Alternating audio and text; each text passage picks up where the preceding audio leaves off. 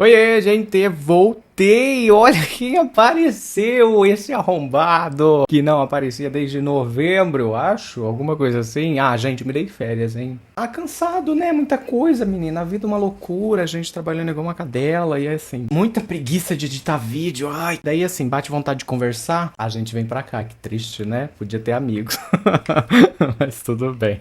O que eu vou fazer, né? Não depende só de mim. E aí, gente, como é que vocês estão? Como é que tá a família, pessoal? Seguinte, hoje eu podia fazer uma lista, que já comecei a bater nesse cara. Podia fazer uma lista das coisinhas que eu li nesse período em que estive fora e dizer que os vídeos vão aparecer por aqui, mas eu não vou fazer isso, sabe por quê? Porque eu sou um arrombado que daqui a pouco desaparece, não devolve, não traz vídeo nenhum. Eu tava olhando as leituras últimas do Kindle e teve livro que eu descobri que eu tinha lido em abril do ano passado que eu nunca fiz uma resenha, que tava ali todo cheio de marcação e coisa.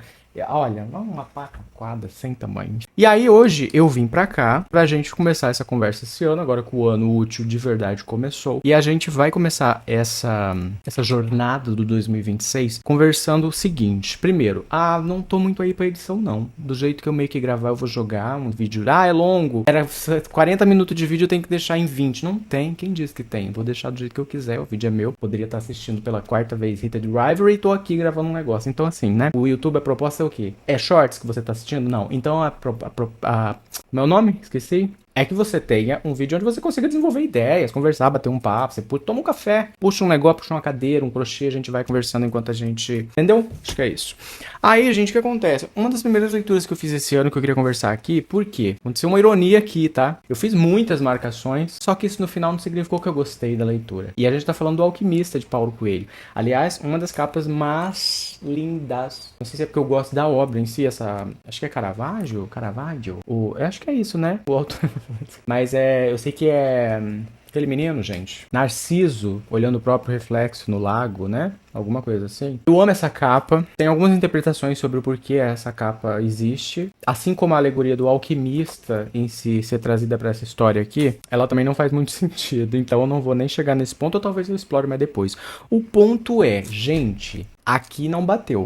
O que acontece? A gente tem aqui... Eu falei assim, cara, eu queria... Inclusive foi uma sugestão de ChatGPT que eu li isso aqui. Por quê? Primeiro, porque ele me odeia, provavelmente. Segundo, porque eu pedi livros que tivessem essa pegada inspiradora, que trouxessem uma... Sabe esse ar? Essa coisa do início de ano, de você trabalhar um otimismo, tentar pensar diferente, olhar por outros ângulos, as situações todas e tal. Tomar um café, só um momento.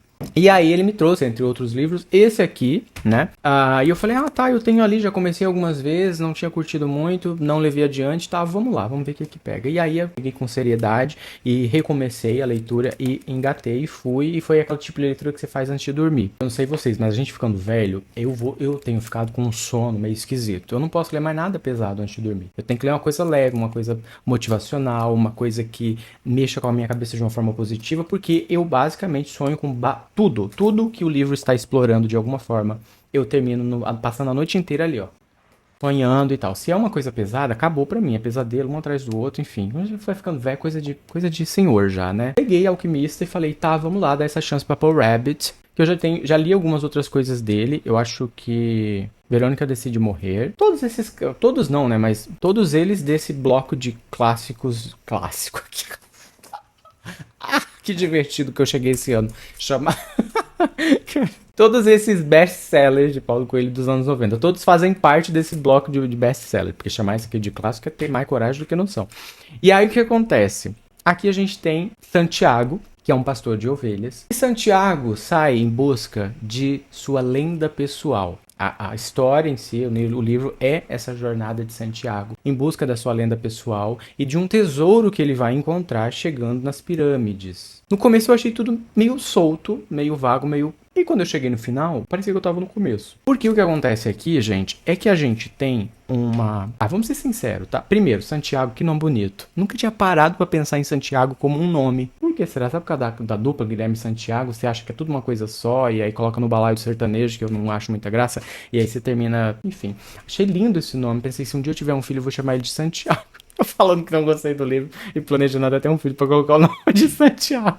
Olha a quantidade de marcação que eu fiz nessa birosca aqui, gente. Juro. Por quê? Porque tem um monte de frases de impacto. Frases que eu já vi em apresentações motivacionais de coach. Frases que eu já... Sério, isso aqui é um berçário de toda filosofia de otimismo, de perseverança e de que qualquer pessoa que trabalhe esses motivacionais de palco poderia utilizar. Sério, se você quer começar a ser essa pessoa motivacional de palco, isso aqui é cartilha pra você, pra carregar debaixo do sovaco por aí nos seus trabalhos. Porque a quantidade de frases que você tem aqui que traz esse...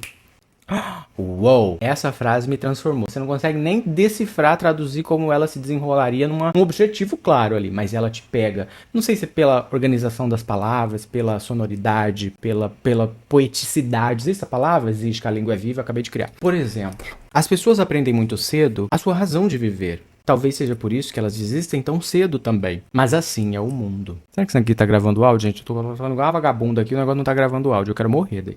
Ou, por exemplo, vou odiar aqueles que encontraram os seus tesouros escondidos porque eu não encontrei o meu. E vou sempre procurar manter o pouco que tenho porque sou pequeno demais para abraçar o mundo.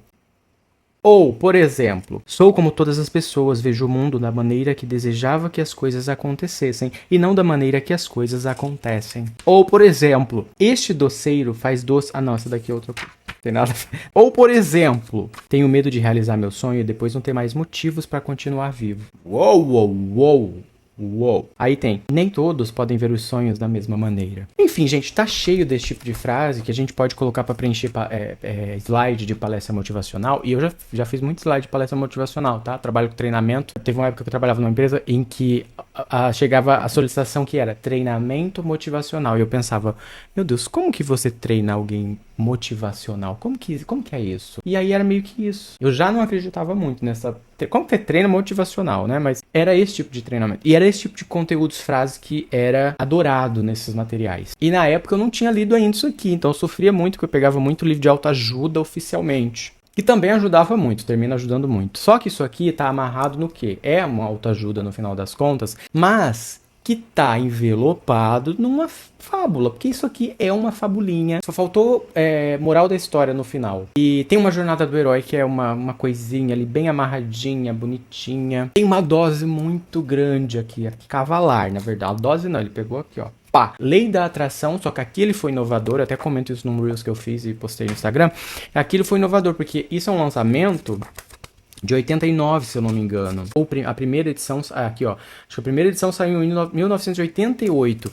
O rolê da lei da atração veio fazer sucesso mesmo, chegou na grande massa, digamos assim, quando O Segredo, aquele livro, explodiu no mundo, e aí todo mundo tinha uma cópia, todo mundo começou todo mundo é muita coisa, muita gente, né? Vamos lá, peraí, não vamos generalizar, mas muita gente começou a falar sobre O Segredo, artistas começaram a falar sobre O Segredo. Se eu não me engano, O Segredo acho que ganhou a notoriedade que ganhou, porque foi um daqueles best-sellers indicado por quem? Por Oprah? Ela tem alguma coisa a ver com isso, mas é o tipo de filosofia de gente branca rica, pelo amor de Deus.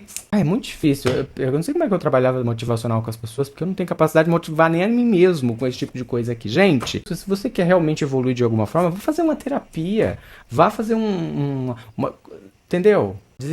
Invista tempo, invista um pouco mais de grana se você tiver condições, porque autodesenvolvimento não é brincadeira. As pessoas romantizam o autodesenvolvimento, mas é uma espiral de, muitas vezes, de merda, que você é jogado, você se joga de ponta cabeça, e que às vezes você nem sai, você vai passar o resto da sua vida ali, ó, no meio daquela merda, tentando lidar com ela, fazer ela feder menos, sem atrapalhar o restante, o decorrer da sua vida. E aí isso aqui traz uma romantização absurda de como é chegar, como é conquistar seu sonho, ir atrás essas coisas. Enfim, depois outra coisa que me pegou muito e me irritou um pouco, porque eu achava que quando a gente fala do alquimista, você tem o quê, né? Você tem o rolê da filosofias herméticas, é muito mais profundo, eu sei. Eu não estudei o suficiente, mas eu sei mais ou menos que tem a ver com coisas como essa. Mas aqui, o alquimista figura... Ele é essa pessoa... Ai, que ódio, sério. A pessoa que tem capacidade de transformar os seus sonhos em realidade. Então ele vai para esse lado onde ele usa a alquimia como uma alegoria de transformar a realidade naquilo que você quer. e sempre desejou muito desde muito cedo, através de se abrir para o universo e abrir as portas e os caminhos para que aquilo venha até você, porque esse desejo vai ser respondido pelo universo de alguma forma. Sério isso, Paul Rabbit? Paul Rabbit! Essa é a figura do alquimista aqui. E aí eu fiquei pensando, caraca, Full Metal Alchemist, o anime, trabalhou muito melhor todo o simbolismo, todo o significado do alquimista em si ali. Só aquela abertura do anime. Ih, gente, música.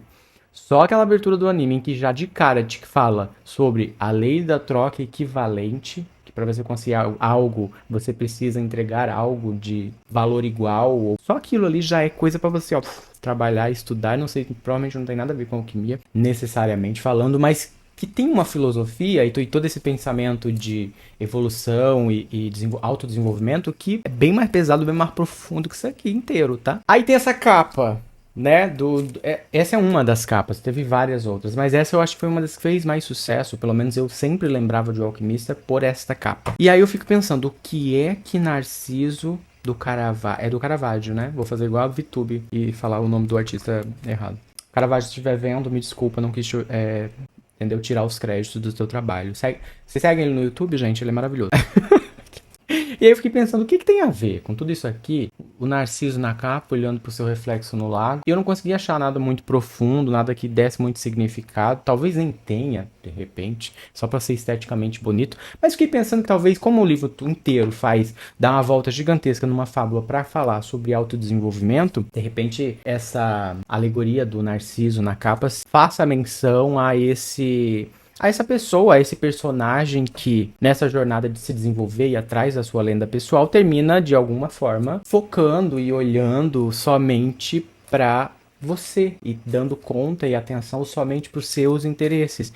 O que parece, numa linguagem vulgar, senso comum, ou pelo menos no senso comum, quando a gente olha pro Narciso, a gente pensa muito nisso, né, no egoísmo, ego, mas que no fundo também faz referência a esse nível muito profundo de acreditar em você mesmo, ser encantado por quem você é, por quem você gostaria de ser, e o livro fala um pouco disso também, ele traz essa conversa sobre você ser fiel a você, a quem você quer se tornar, os seus planos, os seus sonhos e tudo mais, e que isso de alguma forma pode ser interpretado pelo mundo ao seu redor como um ato de narcisismo, como um ato de egoísmo e tal, mas que no fundo é um amor próprio e uma fidelidade muito grande a você. Talvez seja algo como isso. Ou talvez eu tenha pesado a dose aqui no xarope de gripe e fiquei doida. Eu acho que é o mais próximo de uma interpretação que eu trago aqui para esse rolê. No fim, é um livrinho de autoajuda travestido de fábula. E uma coisa é inegável, é muito fácil de entender, a linguagem é muito, muito, muito básica. No Brasil também isso aqui foi muito acessível para todos os níveis sociais, e isso é uma vantagem. Isso aqui é literatura de entrada para muita gente que não tinha hábito de leitura, não tem e pode começar a ter a partir de uma leitura como essa, que além de ser muito acessível, te dá a sensação de estar lendo alguma coisa muito profunda, muito, sabe, que você olha e fala: galera, é o seguinte, eu li O Alquimista, fale baixo comigo. Isso... Aqui um fun fact ridículo. Toda vez que eu vejo O Alquimista, eu lembro sempre de Mia Colucci. Na verdade, da Anaí, né? Do RBD mesmo. Porque em toda entrevista que as pessoas falam, um livro, ela, O Alquimista de Paulo Coelho. Sempre, procura as entrevistas delas e escuta. E veja, faz o que você quiser. E é acessível, não por acaso, mas acho que primeiro pelo talento do Paulo de conseguir fazer escrever de uma forma tão simples, passando uma mensagem de uma forma poética, bonita, acessível e tudo mais. Isso não é uma coisa, acho que, fácil de se conseguir. Qual era outro ponto, gente, que eu esqueci? Depois, porque, assim, gente, fábula a gente lê pra quem? Pra criança, né? Então, de uma forma geral, a proposta de uma fábula já é, até onde sei, me diga se... Porque era o tipo de coisa que eu era lido pra mim quando eu era criança. Eu tinha acesso, entendeu? Então eu sempre achei tudo muito acessível quando você olha pra uma fábula, né? No final tem uma moral da história, tem... Faz sentido? Eu tô doida. Burra pra cacete, ninguém me avisou. Enfim. Esse foi o meu comeback. Na verdade, o comeback não vou tratar de comeback não, que eu dei uma pausa que eu quis. Eu tava de folga, eu considerei isso aqui um feriado estendido. E agora eu tô de volta e a gente vai conversar aí toda semana por algum livro. Já tem outros que eu já tô aqui com eles engatilhados pra ler, pra fazer os vídeos aqui. E a gente segue. Me conta aí se você já leu, o que você achou. Se pra você envelheceu bem. Isso aqui é uma coisa que é interessante. Isso aqui não envelheceu bem, gente. Você olha a mensagem que ele tem aqui hoje e eu penso, cara, esse motivacional aqui a gente come no café da manhã hoje em dia. Cara, não dá. Você não sobrevive, você não vai até o ponto de ônibus hoje em dia com esse motivacional aqui. Porque eu acho que o universo que a gente está inserido hoje exige da gente, já de largada, algumas habilidades emocionais que sejam mais, né, hardcore, assim, para poder lidar com o mundinho que a gente tá aqui hoje. Então é o tipo de coisa que eu acho que de verdade não envelheceu muito bem. Mas ok, quer ler? Leia. Tire dele o que você quiser e as suas próprias conclusões. A gente tem todos esse direito, não é mesmo? Se você já leu há muito tempo, lê de novo, dá pelo menos o primeiro capítulo. Vê se bate igual, vê se pega você da mesma forma e tal. E me conta aqui se tem alguma outra indicação de Paulo Coelho que você queira me dar que eu possa gostar mais do que esse, ou possa só ler mesmo sem gostar e tal, porque também nem tudo que a gente lê precisa ser gostoso, né? Enfim, espero que você tenha gostado desse vídeo. Se você não se inscreveu no canal, se inscreve, ativa a notificação. E faz todas essas paranauê aí que a gente sempre faz e a gente se vê no próximo vídeo. Tchau.